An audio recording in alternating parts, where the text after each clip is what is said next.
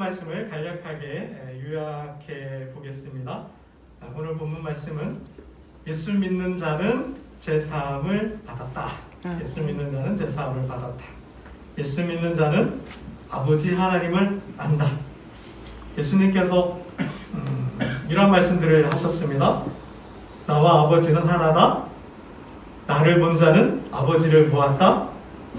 아버지가 내 안에, 내가 아버지 안에 있다. 이런 말씀들을 많이 하셨죠. 그래서 예수 믿는 자는 아버지, 예수 그리스도를 통해 아버지 하나님을 알게 됩니다. 그리고 예수 믿는 자는 선으로 악을 이깁니다. 하나님의 말씀으로 이 악한 세상을 이긴다는 것이 오늘 본문의 내용입니다. 이것을 알게 하기 위해 이것을 알도록 너희에게 쓰고 있다고 사도 요한이 말씀하고 있습니다. 여러분, 어렵고 복잡한 얘기들 다 빼고 상식적으로 쉽게 한번 생각해 보겠습니다. 심판은 누가 받을까요?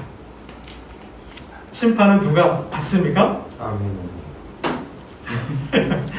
네, 그렇죠.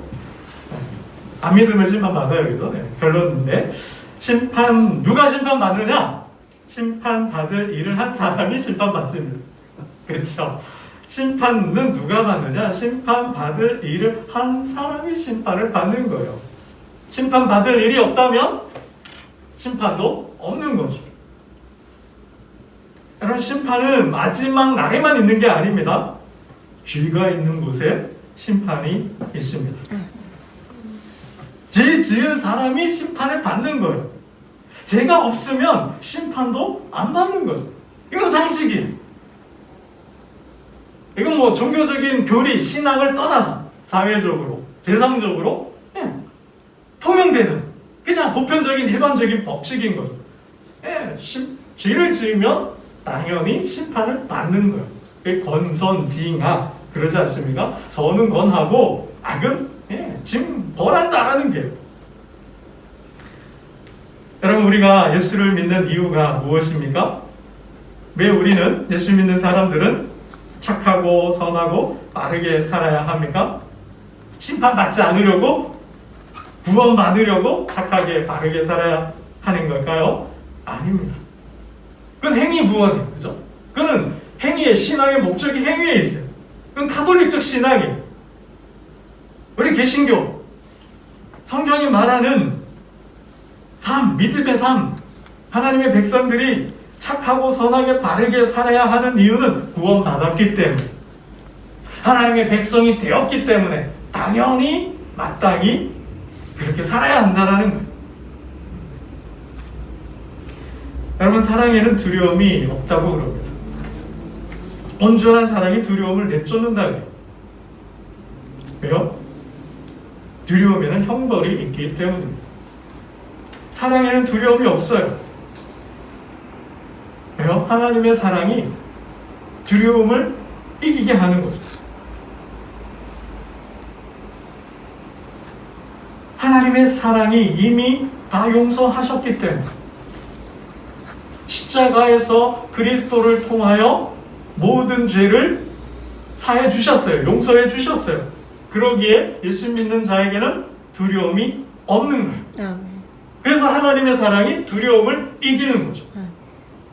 여러분, 두려움은 왜 생길까요? 요한일서 4장 18절에 보면 두려움에는 형벌이 있다 그랬어요. 뭘 두려워하는 거예요? 형벌을 두려워하는 거예요. 왜 형벌을 두려워해요?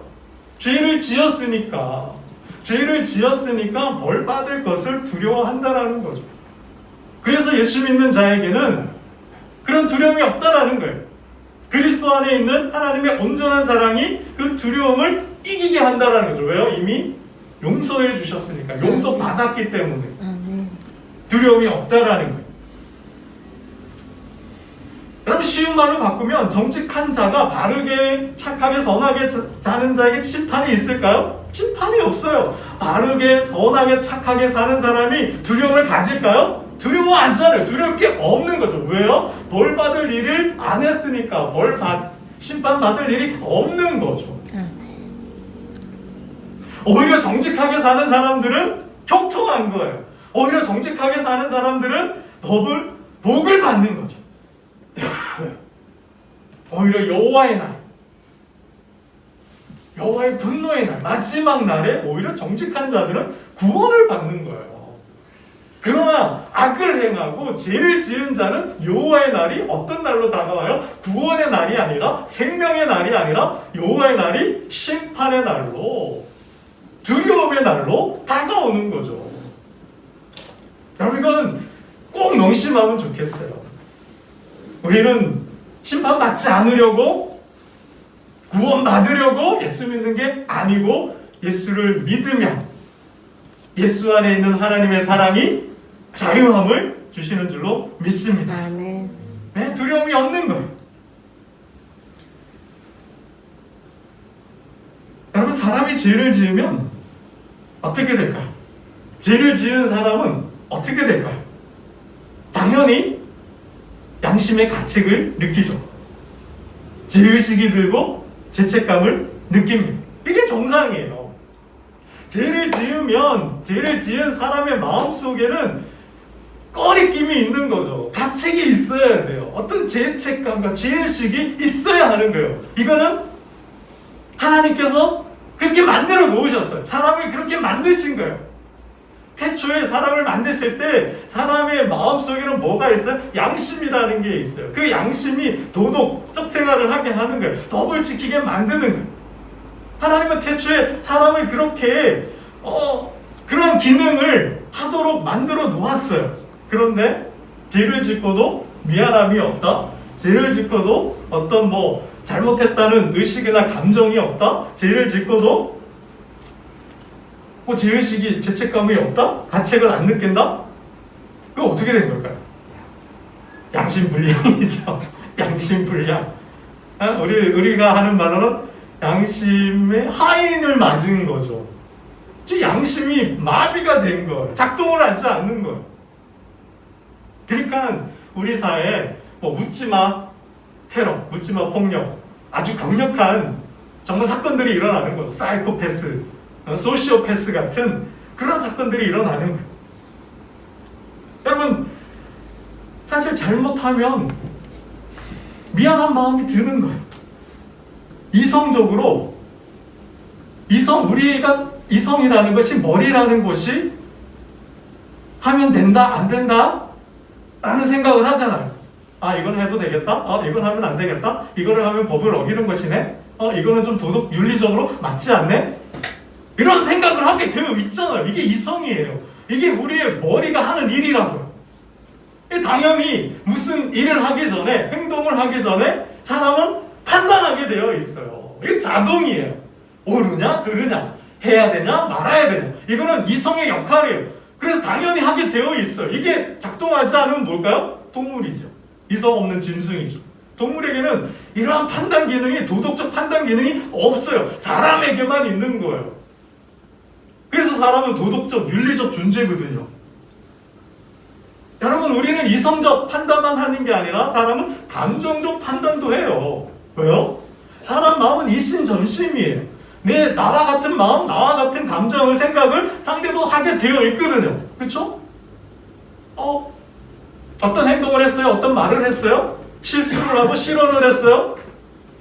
그래서 상대방의 마음에 상처가 일어났어요? 그럼 어떻게 돼요? 미안해야지요. 미안해야 되는 거잖아요. 동정이라는 게 느끼잖아요. 어떤 불쌍한 마음, 어떤 긍휼적인 그런 마음이 있잖아요. 동병상련이라고 그러지 않습니까? 감정적이거든요. 모든 사람이 비슷한 환경과 처지에 놓이면 감정적으로 똑같은 감정을 느끼게 되어 있어요. 감정적 판단을 하거든요. 그러니까 머리가 이것을 해야 한다, 하지 말아야 한다, 하지 말아야 하는데 했어요. 그러면 어떻게? 감정이 이는 거죠. 미안한 마음이, 죄송한 마음이, 송구한 마음이. 그래서 어떻게 해요? 사과해야 되겠구나. 이런 마음이 드는 거예요. 이건 당연한 거라는 거죠. 그런데 죄를 짓고도 남의 물건을 훔치고 남을 해하고 남을 때렸는데도 두 다리 쭉 뻗고 잘 잤나? 아무런 가책이나 아무런 죄의식이, 죄책감도 없다? 그러면 당연히 심판받아야 돼요. 심판받아야죠. 그럼 가장 쉬운 예로 할아버지가 애지중지하는 꿀단지를 손주가 먹다가, 아이가 먹다가 꿀단지를 그만 툭 떨어뜨려서 깼다고 생각해봐. 여러분, 아이의 마음이, 아이의 심정이 어떨까? 어떤 마음 상태가 어떨까? 불안하고 두렵고 초조하죠. 할아버지가 알면 어떻게 하실까? 이거를 숨겨야 되나? 시치미를 떼야 되나? 아니면 인신직고를 해야 되나? 여러분, 그러면서 아이의 마음이 얼마나 불안하고 두렵고 초조하겠어요. 이러한 마음에서 해방되려면, 자유로워지려면 어떻게 해야 될까요? 이러한 마음, 꿀단지를 깨고 시침이 뚝 떼고 아무도 못 봤으니까, 아무도 모르니까 계속 그걸 숨기고 살아가면 어때요? 그걸 말해서 용서를 받고 사죄를 받기 전까지는 늘 마음에 두려움이 있는 거예요. 불안한 거죠. 할아버지가 아시면 어떻게 되지? 할아버지가 아시면 혼낼까? 나는 이제 죽었다. 이런 의식 속에 계속 살아가면 그 아이는 마음이 불안하고 두려울 수밖에 없는 거예요. 여러분, 어쩌면 사람들이 마음의 병을 정신질환 중에 하나가 보험불안장애라는 게 있어요. 보험불안장애. 이러한 불안장애는 어떤 특정한 이유가 없어요. 어느 한 만성적인 불안인 거예요.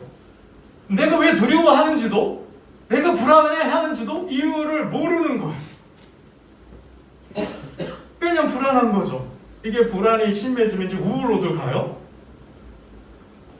여러분, 공황장애 같은 경우 이러한 불안이 심해지면 공황장애도 일으킬 수 있다는 거예요. 이런 공황장애도 갑작스럽게 공포감이 밀려와요. 두려움이 느껴져요. 어느 한 공간에 있든지, 어떤 사람을 만났든지, 어떤 특정한 무엇을 보았다든지, 어떤 계기가 돼서 그 사건이 촉발이 되어서 어떤 공포감을 느끼는 거예요. 근데 원인도 모르고 대상도 없어요. 근데 가만 생각해 보면 왜 사람들이 이러한 불안과 이러한 공포감을 느낄까? 어쩌면 어린아이처럼 할아버지가 애지중지하는 꿀단지를 깬 어린아이가 그거를 할아버지에게 말하고 용서를 구하고 용서를 받아야 되는데 그걸 말하지 않고 마음속에 숨겨두면 어떻게 될까요? 근데 그걸 잊어버려요. 기억하기 싫은 거예요. 기억하면 어떻게 해요? 자꾸 죄책감을 느껴야 되고 불안해지니까 인간의 마음 저 깊은 곳에 밀어두는 거예요. 그걸 억압해두는 거예요. 묶어두는 거예요. 그리고는 잊어버리고 살아요. 그럼 어떻게 될까요? 한 20년, 30년 흐르면 모르는 거예요. 내가 왜 불안한지, 내가 왜 두려운지를 알 수가 없는 거예요. 못 느끼는 거예요. 그런데 나는 불안해, 두려운 거예요. 그러다 어느 한 특정한 비슷한 상황이 되면 내가 뭔가 어떤 실수를 하거나 죄를 짓게 되면 그것이 촉발이 되는 거예요. 도화선이 되어서 불안감을 일으키는 거죠. 그러니까 자신은 몰라요. 왜요? 잊어버렸으니까. 그것은 인간의 마음 깊숙이 무의식이라는 곳에 있으니까. 그것이 어떤 사건이 툭 건드리면, 툭 발화를 시키면 분노가 있는 거예요. 두려움이 이러는 거예요. 불안한 거죠. 근데 모르는 거죠. 왜? 잊어버렸으니까. 어쩌면 그럴 수도 있다라는 거예요. 여러분, 어쩌면 그 죄의 시작은 아담의 죄인지도 몰라요.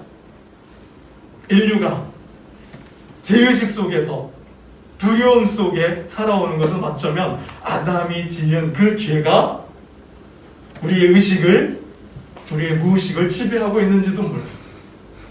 아마 그 아담이 지은 죄 아래에서 그 죄책감이 우리 인간들의 마음을 불안하게 하고 두렵게 하는지도 모르겠어요. 여러분, 우리 사회를 시끄럽게 하고 모든 국민의 공분을 사게 하는 사건이 일어났어요. 그렇죠? LH 사태가 국민들을 분노케 하고 있습니다. 자살한 사람도 직원도 나왔어요. 여러분, 이러한 과정에서, 이러한 상황에서 어떤 사람은 불안해할 거예요. 그렇죠? 조사 들어와서 뭐 모든 이익을 다 토해내고 피로라고 차고 감옥에 가야 될지도 모른다는 생각에 잠부도 이루는 밤잠을 설치는 사람도 있을 것 같아요. 어쩌면 개 중에는, 그러한 직원들 사이에는 그런 상황 중에도 두 다리를 쭉 뻗고 편안하게 잠을 자는 사람도 있을 거예요. 왜요? 나는 투기를 안 했으니까. 그러한 국가의 중요 정책을 투기하는 데 사용하지 않았으니까. 깨끗하니까, 자유로우니까, 정직했으니까 나는 조사를 받아도 나올 게 없는 거죠. 그런 사람은 편안하게 잘 거예요. 그렇죠? 여러분, 그러한 거라는 거죠. 우리가 예수를 믿어야 하는 이유는 바로 거기에 있다라는 거예요. 예수를 믿으면 어떻게 해요? 그러한 아담으로부터 시작이 되었던, 내 어린 시절로부터 시작이 되었던, 아니면 지금 어떤 내가 실수와 잘못으로 법을 어겨서 느끼는 그런 죄의식, 죄책감으로부터 어떻게 해요? 자유함을 누릴 수 있으니까. 예수님은 자유를 주시니까, 구원해 주시니까. 여러분, 우리가 예수를 믿어야 하는 이유가 바로 거기에 있다는 거예요. 심판이 저 역사 끝에만 있는 것이 아니라, 구원도 저 역사 끝에만 있는 것이 아니라, 예수 믿는 자에게는 그러한 죄와 사망이 주는 그 그늘에서 느끼는 불안과 두려움과 해방을 주님 안에서 느끼는 줄로 믿습니다. 여러분, 이것을 알게 하려고 사도 요한이 썼다라는 거예요. 우리 12절 말씀을 한번 보겠습니다.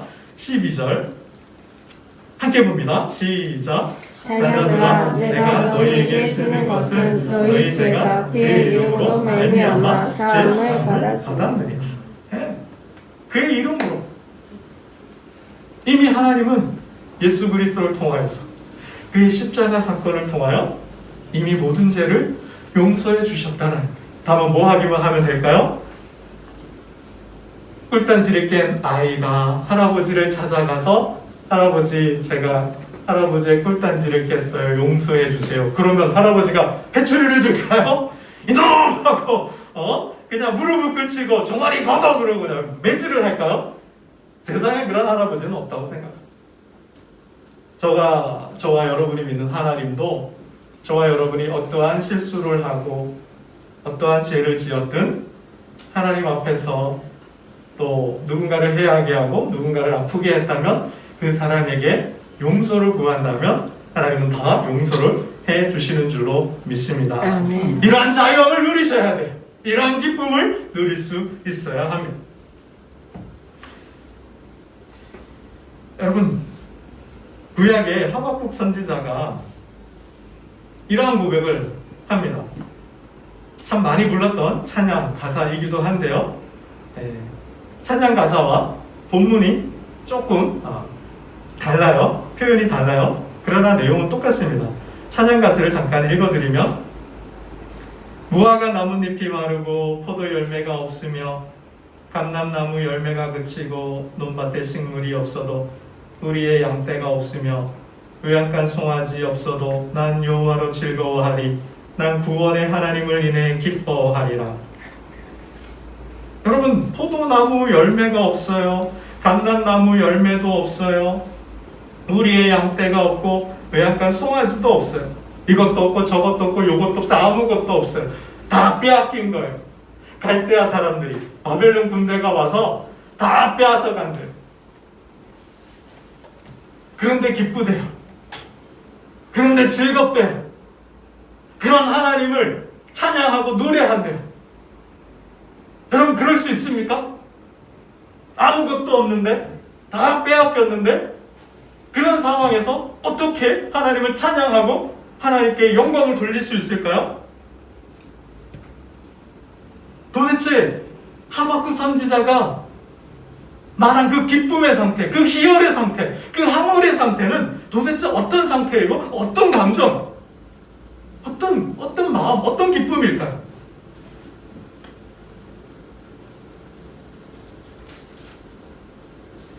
여러분, 베드로 사도가 예수님과 함께 변화산에 올랐을 때 느꼈던 천국의 기쁨이 아닐까 생각해봐. 예수님과 함께 산에 올랐는데 거기서 천국을 본 거죠. 천국을 경험한 거죠. 주님의 모습이 바뀌고 모세와 엘리야가 나타나고 구름이 내려오더니 빛이 나고 음성이 소리가 들려왔어요. 이는 내가 사랑하는 아들이다. 내 아들이다. 너희는 저의 말을 들어라. 이게 뭐예요? 천국을 경험한 거예요. 그 경험을 한 베드로가 어떤 반응, 어떤 고백을 해요? 주님, 내가 여기에 초막을 3개 짓겠습니다. 안 내려가고 싶은 거죠. 안 떠나고 싶은 거죠. 그런 기쁨, 그런 기쁨이 아닙니다. 여러분, 제자들을 보면, 사도행전에 나오는 제자들의 모습을 보면 막 능욕을 당했다 그랬어요. 매질을 당한 거죠. 그리고 감옥에도 갇혀요. 그런데도 제자들은 뭐해요?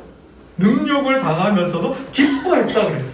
아니, 그런 모욕을 당하고 그런 어떤 매를 맞고 감옥에 갇히는데도 찬송을 해요? 노래를 해요? 오히려 기뻐했다고 그래요? 야, 그런 고난 중에도 어떻게 그렇게 기뻐할 수 있을까? 하박국이 경험한 기쁨과 똑같은 거죠. 여러분, 사도 바울은 빌립보 교회를 향해서, 데살로니가 교회를 향하여서 이렇게 말하잖아요. 주 안에서 기뻐하라. 내가 다시 말하노니 기뻐하라. 항상 기뻐하라. 옥중서신이에요. 로마에 연금되어 있어요. 로마에서 감옥 생활을 하는 거예요. 자신을 걱정하고 염려하는 그의 성도들에게 그렇게 편지를 한 거예요. 내 걱정하지 마. 나는 잘 있어. 오히려 나는 기뻐. 나는 즐거워. 그러니 너희도 걱정하지 말고 기뻐하고 즐거워해. 그러면 이렇게 어떻게 말할 수 있을까요? 그런 옥중 생활에도 기쁨을 누리는 평안한 삶. 어떤 그 기쁨은 도대체 뭘고 어떻게 하면 그런 기쁨을 누릴 수 있느냐라는 거죠. 답이 뭐예요? 주 안에서. 사도 바울은 주 안에서라고 말씀하고 있다는 거예요. 여러분, 주 안에 있으면 주님이 주시는 기쁨이 있다라는 거예요. 그 기쁨은 세상의 기쁨과 차원이 다른 거예요. 세상의 기쁨을 넘어서는 기쁨이라는 거죠. 상상을 초월하는 기쁨입니다. 여러분, 우리가 그 기쁨을 산다고 하면, 살려고 하면 얼마면 살 수 있을까요? 얼마를 주면 그 하늘의 기쁨, 주 안의 기쁨, 하나님이 주시는 기쁨을 돈으로 주고 산다면 얼마를 주고 살 수 있을까요? 1억? 10억? 100억? 1000억? 주 정도인데. 우리 장로님은 저 정도는, 조 이상은 돼야 살 수 있을 거라고요. 그쵸? 아마 그 이상일지도 모르겠어요. 여러분, 무슨 일을 하면, 무엇을 하면 그런 기쁨을 얻을 수 있을까요? 야구장 가면, 야구 좋아하는 사람 야구장 가면 기뻐요. 축구 좋아하는 사람 축구장 가면 기뻐요. 노래 좋아하는 사람 콘서트 가면 기뻐요. 그쵸? 내가 좋아하는 사람과 만나서 차 마시고 영화 보면 기뻐요. 내가 원하는 학교에 진학하고 대학에 가고 회사에 가면 기뻐요. 승진을 하면 기뻐요. 뭐 이런 기쁨일까요? 그런 일을 하면서 내 꿈을 이루면, 나를 즐겁게 하는 일을 통해서 기쁨을 얻는 기쁨, 그런 기쁨일까요? 도대체 무엇을 하면 이러한 세상의 기쁨을 넘어선 하늘의 기쁨, 그 하나님의 기쁨을 누릴 수 있을까요? 어떤 일로도 누릴 수가 없는 거죠. 비교할 수가 없는 거죠. 그런 기쁨을 도대체 누가 줄 수 있을까요? 문재인 대통령이 줄 수 있을까요? 야당 대표들이 줄 수 있을까요? 트럼프가 줄 수 있을까요? 그죠? 그러한 기쁨은 인간에게 있지 않다라는 거예요. 인간의 정치로, 어떤 사회 제도로 누릴 수 있는 게 아니라는 거죠. 재난지원금 1000만 원 받았다고 누리는 그 기쁨보다 더 큰 기쁨인 거죠. 하늘의 기쁨은. 그러니까 하박국 선지자가 아무것도 없는데, 다 빼앗겼는데 기쁘다고 즐겁다고 찬양하지 않겠습니까?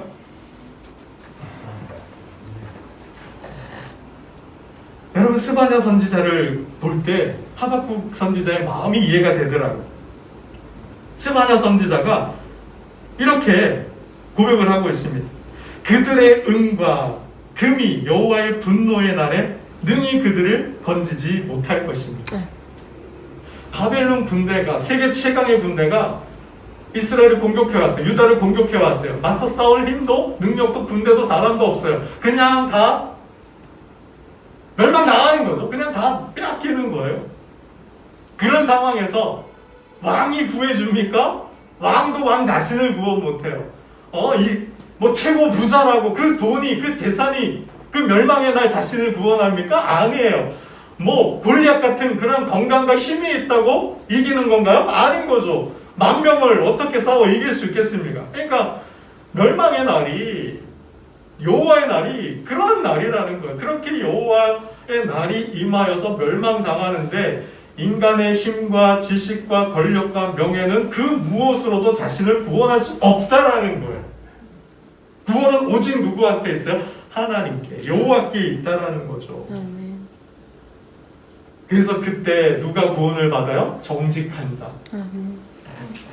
여호와의 규례를 지키는 겸손한 자가 구원을 받는다고 그랬어요.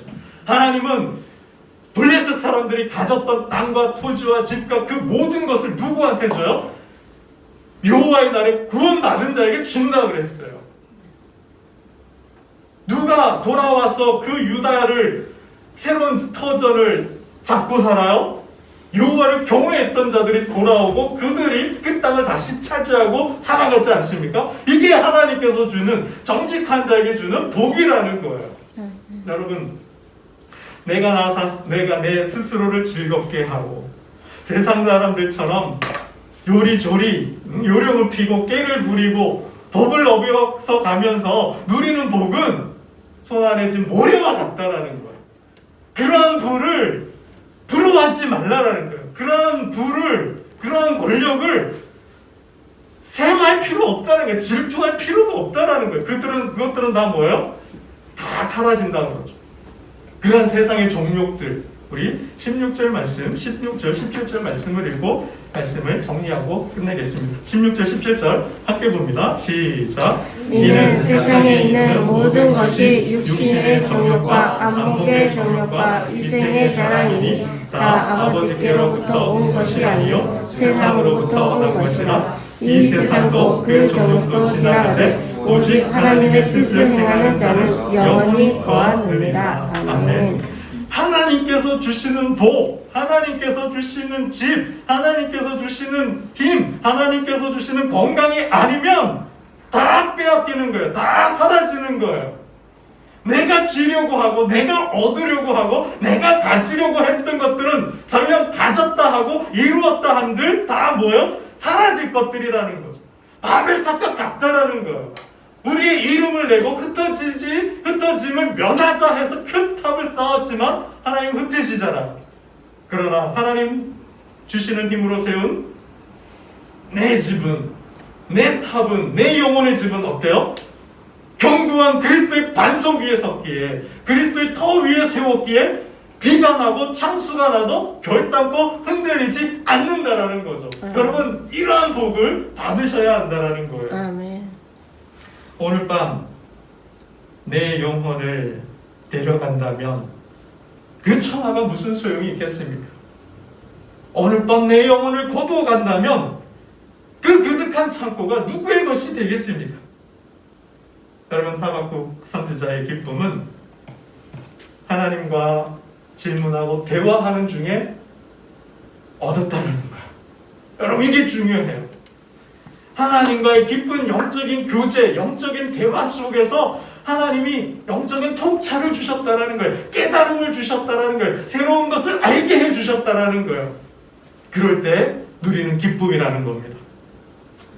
여러분, 우리가 부지 중에 임하시는 하나님을 경험할 때가 있어요. 기도할 때든 경건의 삶을 살 때든 예배 중이든 하나님 갑작스럽게 임하셔요. 그때 누리는 천국의 기쁨이라는 거죠. 늘 하나님과 동행하면서 성령 하나님 안에서 충만함에 있을 때 누리는 그 기쁨이라는 거예요. 여러분, 이러한 기쁨은 세상을 이기게 합니다. 아멘. 이러한 하나님 주시는 기쁨으로 천국의 삶을 사심으로 가정을 화목하게, 직장과 일터를 든든하게, 그리고 사명을 감당함으로 다시 교회가 흥하는, 이 시대 이 역사에 흥하게 하는 저와 여러분 우리 소명교회 되기를 주님의 이름으로 축원합니다. 아멘. 기도드리겠습니다. 아버지 하나님 감사합니다. 그리스도 안에서 자유함을 누리게 하여 주옵소서. 내가 의식하고 있는 죄이든